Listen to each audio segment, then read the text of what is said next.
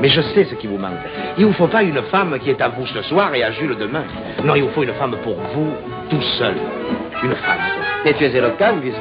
Et vous savez, monsieur Maurice, les vraies femmes, c'est difficile à trouver. Ah, ça se trouve pas, ça, avec une pelle. Non, non, non. Non, les vraies femmes, c'est rare. Rare comme les estrelisias. Les estrelisias? Qu'est-ce que c'est ça encore? C'est une plante qui fleurit tous les 100 ans. Et encore, c'est pas tous les jours qu'elle fleurisse. Mireille, monsieur Maurice, c'est une estrelisia. Mireille? Il faudrait pas, si vous veniez, que vous flanquiez le pot par terre et puis qu'il se casse en petits morceaux. Auguste, tu es sous. Eh bien, avec moi, nous allons prendre un verre au bar. Parce qu'alors la fleur, elle ne fleurirait plus, vous entendez, monsieur Maurice? Plus jamais. Oui. Et ça, ce serait trop triste. Viens avec moi, oui. Viens, Auguste, viens. Monsieur Maurice, il faut que vous épousiez Mireille. La plus pure, la plus belle, la plus courageuse de toutes les filles de la province. Crie pas si fort et bois un coup. Viens, garçon, te coupe. Non, mais j'ai plus soif. Mais non, écoute-moi bien, Auguste. Mireille est très gentille, elle est très jolie, mais je peux tout de même pas l'épouser. Et pourquoi que vous pouvez pas l'épouser? Mais Maurice Carissol n'épouse pas la nièce de Baptistin. Vous disiez pas ça quand vous l'avez prise, hein? Oh, pardon, je lui ai jamais promis le mariage. Oui, mais elle s'est donnée à vous. Et toutes les filles se donnent aux garçons. On peut tout de même pas toutes les épouser, non? Sans blague. Allez, bois un coup et n'en parlons plus. Monsieur Maurice, vous êtes une canaille. Faites pas attention, Guessou. M'aidez. Mireille vous a donné ce qu'elle avait de plus précieux au monde, son amour. Et vous l'avez salie, piétinée. Elle est venue à vous avec toute sa propreté. Et ce que vous voulez en faire, c'est une fille perdue. Vous devez le faire sortir, monsieur Maurice. Non, laissez-le. Non. De cette merveille, de ce trésor de Mireille. Vous voulez en faire une fille perdue, comme celle-là. Qu'est-ce qui se passe? Vous me dégoûtez tous, avec vos faces de papier mâché. Allez. Non, lâchez-moi, créature. Lâchez-moi. Laissez-moi, hein. Lâchez-moi. Imbécile, là. On va partir, hein.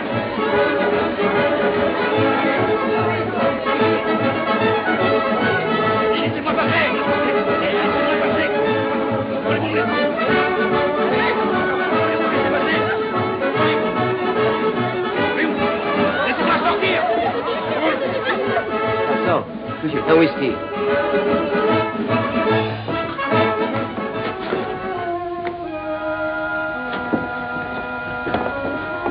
Alors, tu l'as vu, le môme caressant?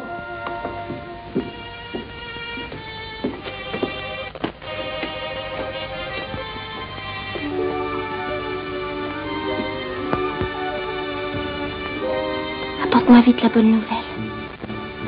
Apporte-moi vite la bonne nouvelle. Apporte-moi vite la bonne nouvelle. Voiture! Allons, dépêchons-nous, là. Allez, on va rouler. Allons, pressons. Au Parisien, avec Auguste. Ah non, ni hier soir, ni ce matin, il a dû découcher. Pour que tu ne sois pas arrivé à un accident. Ah tiens, le là. Il est venu par le train. Gus!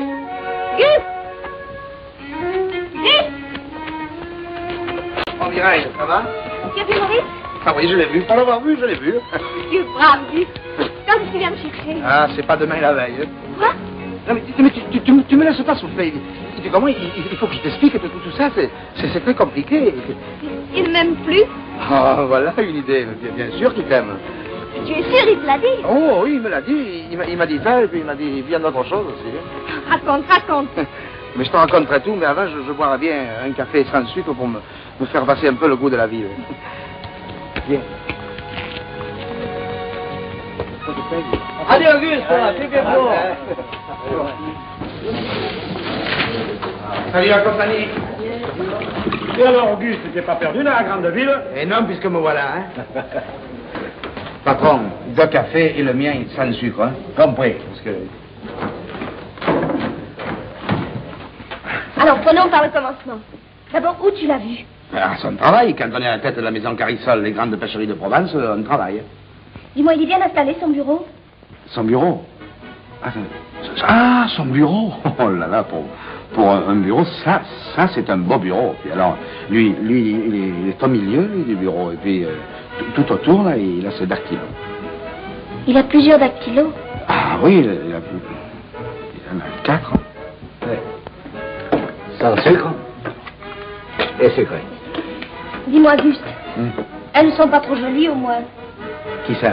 Eh ben, c'est dactylo. C'est dactylo. Écoute, Lydia, Elle est maigre comme un stock-office, et puis chose, le pompon, elle est grosse comme une barrique.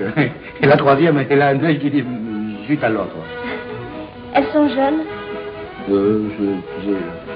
Dans les 50. Il t'a bien reçu? Oh là! Oh, bras ouverts. Ah oui, comme un vieil ami.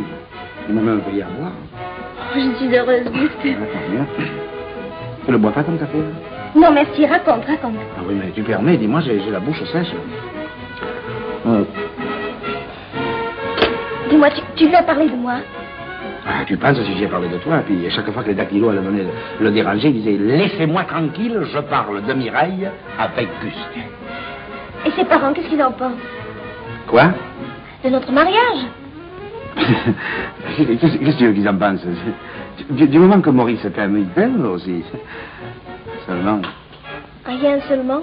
Eh oui, parce qu'ils avaient un autre parti en vue, une fille riche. Riche? Oh, mais le Maurice, il a dit, moi, je la veux pas. Moi, c'est Mireille que je veux. Seulement... Encore un seulement? Eh oui, si tu veux, les parents, tu comprends, ils préfèrent attendre encore un peu, mettre leur fils à l'épreuve du temps, pour savoir si cet amour est bien solide. Alors, ce sera un peu long. Pas très, très long, mais un peu long. Je l'attendrai autant qu'il faudra. C'est bien ce que je lui ai dit, ça. Allez, on part, hein? Tiens, garde tout, hein?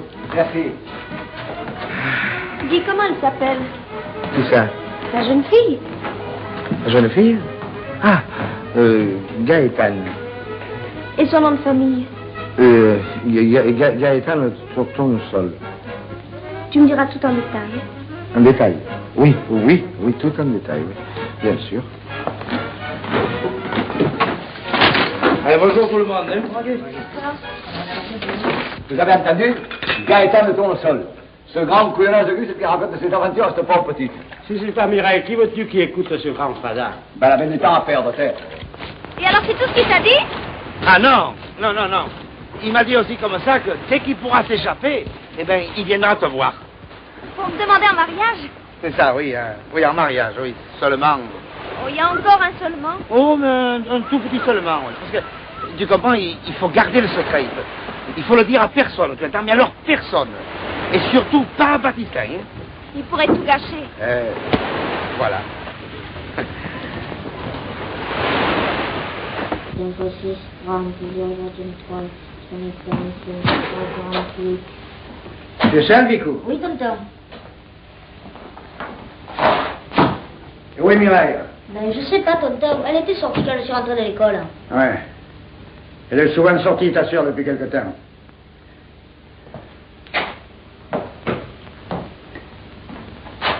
Alors, Maurice, t'as pas fait d'autres commissions pour moi? Ah oui, j'oubliais.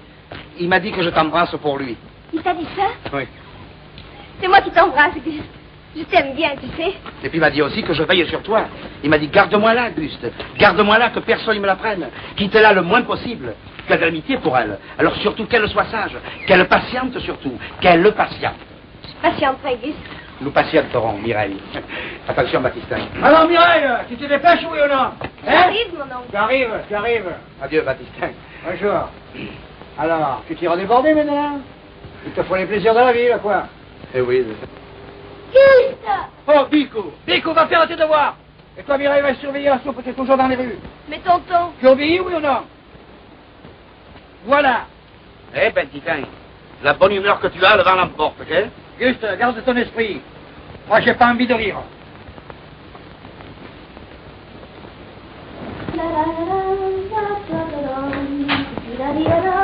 Tu chantes maintenant?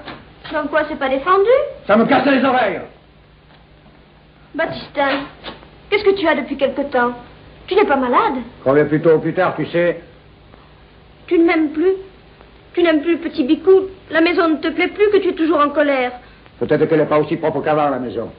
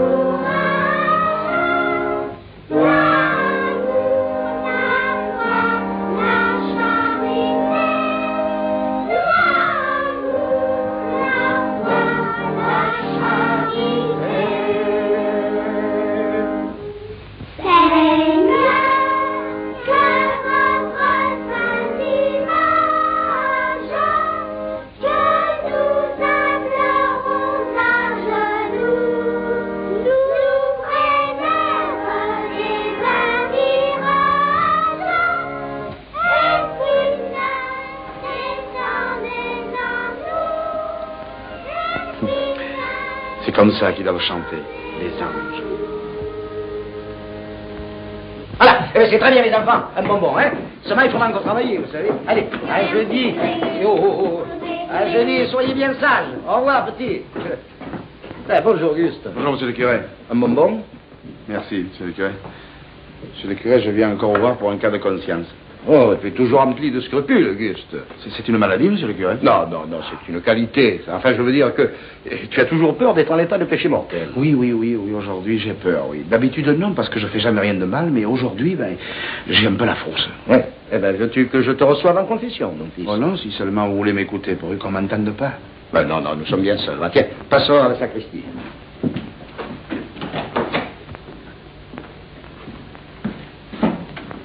Tu vois, nous sommes bien seuls.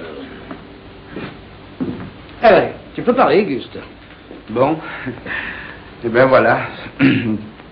Le mensonge, c'est un gros péché, n'est-ce pas? Ah, très gros, mon fils. Il mène droit en enfer. N'importe lequel, monsieur le curé? Tous les mensonges sont des mensonges, Auguste. Oui, ça je sais. Là. Quand on ne dit pas la vérité, on ment, et quand on ment, on fait un mensonge. Oui, c'est ça. Et chaque fois, on va en enfer. Ouais, on n'y va qu'une fois pour tous les mensonges, mais on y va sûrement. Oui.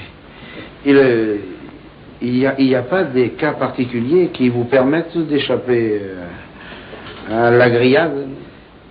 Il n'y a qu'à ne pas mentir, mon fils. Oui, bien sûr, monsieur le curé, mais enfin, le mensonge, ce mensonge qui vous fait brûler vif, je ne veux pas dire vif puisqu'on est mort, mais qui vous précipite dans les flammes, s'il permet, s'il apporte à des chrétiens et à une chrétienne la joie, le bonheur, l'espérance, il ne devient pas quelque chose comme un genre de charité?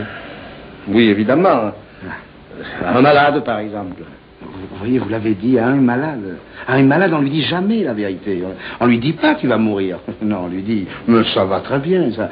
Mais la semaine prochaine, tu seras debout. C'est vrai. C'est vrai. C'est vrai que c'est pas vrai. Mais oui, c'est vrai. Alors j'ai raison. Parce que justement, j'en soigne une de malade, moi. En lui donnant l'espoir de la guérison. Elle a toujours le temps, allez, de s'avoir perdu. Alors, qu'est-ce que vous voulez? Je fais le mensonge, je fais pas le péché, et je vais pas en enfer. Monsieur le curé, je vous ai eu, vous et votre patron, hein? Oh, Auguste. Pardon. Tu as de ces paroles. Encore pardon, monsieur le curé. Je pense jamais que je parle presque au bon Dieu. Vous êtes si gentil, si simple avec moi. Tu es un bon garçon, Auguste. Et tu n'as rien à craindre de l'enfer, là. Les flammes t'épargneront comme elles ont épargné Daniel. Daniel? Daniel Figon, le coiffeur? Non, Daniel le Saint. Oui, enfin, quelqu'un dans ton genre. Hein. Il était brave? Oui, il était brave, Auguste. Il était brave comme toi. Merci, monsieur le curé. Je suis bien content. Alors, vous savez, j'ai un poids de moins sur le cœur. Au revoir, Auguste. Ah, monsieur le curé, mon fils. Un petit renseignement, s'il vous plaît. Les scrupules, ça se sent venir, ça fait comme l'urticaire, ça vous démange? Ah, mais tu as une excellente comparaison, Auguste. Eh oui, ça vous démange dans l'esprit, dans le cœur, mais pas dans le dos. Alors on peut se gratter. Mais non, parce que si tu te grattes, tu t'irrites, et ça te cuit encore plus. Alors qu'est-ce qu'il faut faire, alors? Venir à moi, mon fils. Je te mettrai un pansement qui te calmera, moi, va. Quand j'étais petit, ma mère me mettait un emplâtre qu'on appelait la main de Dieu, c'est ça? Exactement. Alors je reviendrai, monsieur le curé, pour me faire mettre l'emplâtre. Quand tu voudras, Auguste. Au revoir, monsieur le curé. Au revoir, mon fils.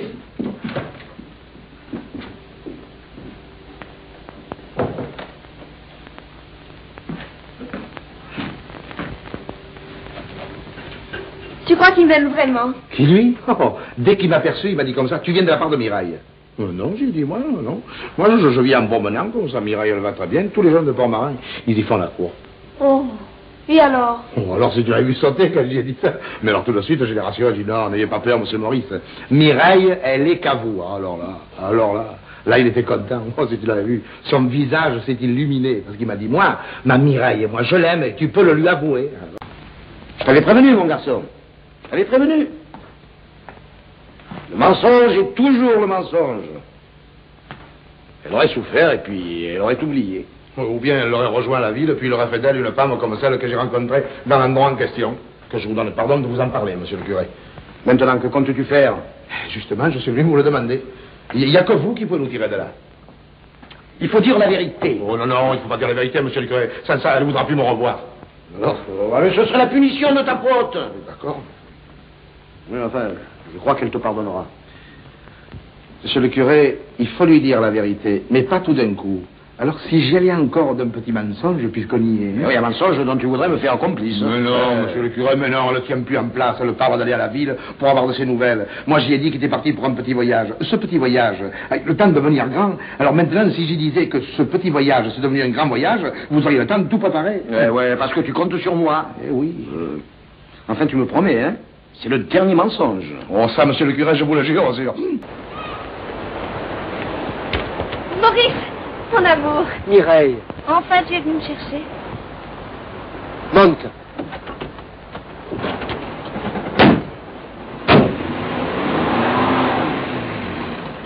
Et Baptistin, il enlève Mireille. Quoi? Mireille?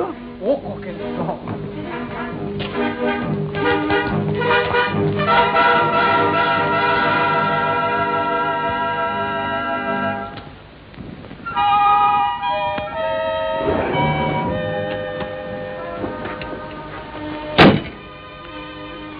Je savais comme je suis heureuse. J'étais sûre que tu reviendrais. Non, mais écoute-moi, Non, ne dis Mireille. rien. Je t'ai attendu avec patience, avec sagesse. Ça a été dur, tu sais. Mais ça n'a pas d'importance puisque te voilà. Mais je ne comprends pas. Tu ne comprends pas? Mais non.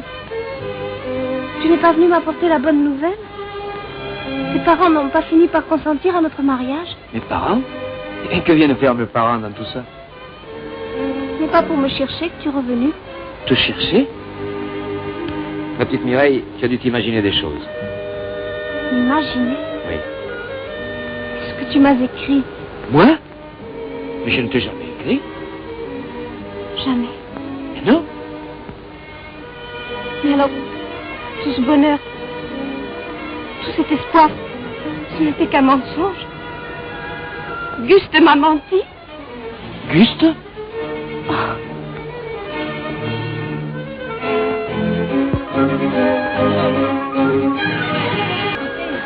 Allez, Mireille, il faut rentrer. Tu vas attraper froid. Et puis, Bicou a faim. Allez, viens.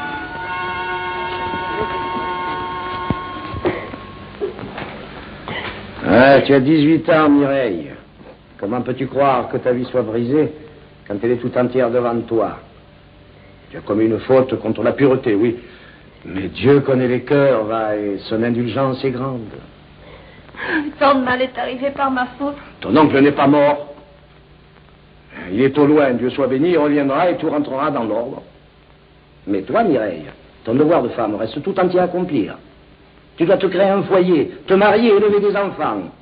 Moi, monsieur le curé? Maintenant, il reste le chemin de l'oubli, du pardon. Mais Bicou a besoin de notre tonton tant que Baptistin n'est pas de retour. Mais moi, monsieur le curé, moi? Aimerais-tu encore ce Maurice Carrisson? Oh non, non.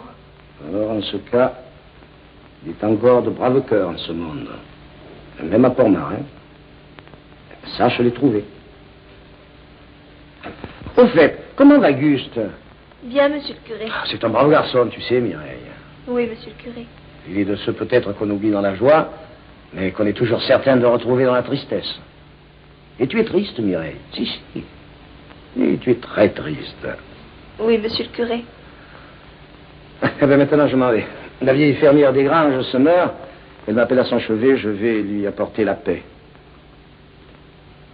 À toi, petite, d'acquérir la tienne. Bénissez-moi, monsieur le curé.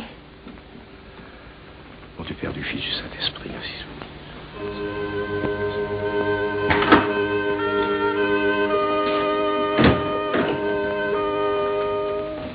Bicou, qu'est-ce que tu fais là? Je t'attendais. Qu'est-ce que tu me veux? Pourquoi tu viens plus manger la soupe avec nous? J'ai peur de déranger ta sœur. Ma sœur, elle devient encore bien plus triste quand tu n'es pas venu depuis quelques jours. Elle dit, qu'est-ce que tu veux? Les meilleurs amis délaissent les maisons qui ne sont pas gaies. Elle a dit ça? Et oui, elle a dit ça. Puis elle a dit encore. Auguste, quand même, j'aurais cru qu'il nous aimait davantage. Hein. Elle a dit ça? Oui, elle dit ça. Sûrement, elle l'a dit, mais elle ne le pensait pas. Oh, elle le pense. Moi, je le sais. Et puis, je sais aussi que tu l'aimes. Ah, tu le sais? Mireille aussi, elle le sait. Elle le sait, mais qui lui a dit? Mais tout le monde. Et puis elle se l'est dit à elle-même. Elle se l'est dit à elle-même? Mais qu'est-ce que tu me dis là, Bico? La vérité, Auguste. Oh, mon petit. Tu sais pas, Auguste. Moi, j'ai une idée. Je crois que ce qu'il faudrait, c'est que nous partions tous d'ici. De Port-Marin? Oui, de Port-Marin. Il y a trop de choses qui font mal à Mireille et à toi. Si on partait bien loin, ce serait tout neuf. Tout neuf. Tu voudrais pas, toi? Oh oui. Oh oui, moi je voudrais. Moi je voudrais n'importe quoi. Tu comprends, Bico? Et moi, je serais bien content. Viens. Où on va? Chez toi, après nous verrons. Le monde est grand, le Parisien le dit toujours. Allez. Oh, attends. Avant, je vais les donner à boire à mes fleurs.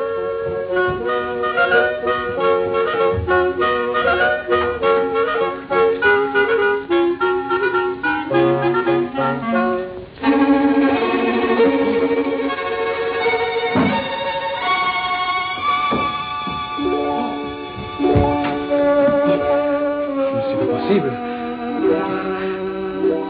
Bico! Bico! Bico! Regarde!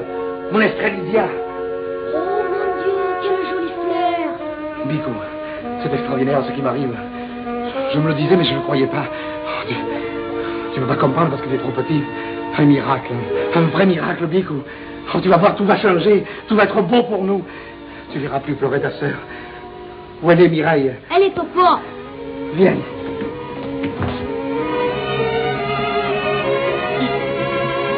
Mireille! Mireille!